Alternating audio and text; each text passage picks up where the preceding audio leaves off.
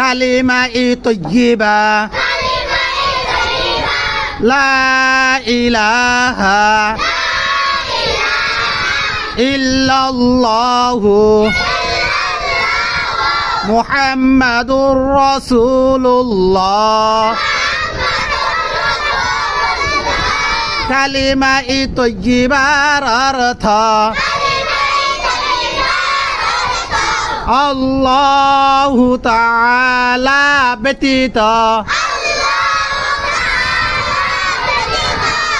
ইবাদতের উপযুক্ত আর কোন মাবুদ নাই।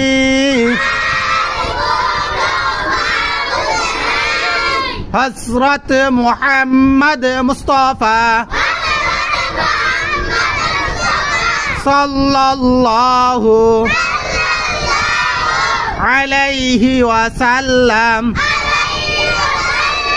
আল্লাহু তাআলার রাসূল।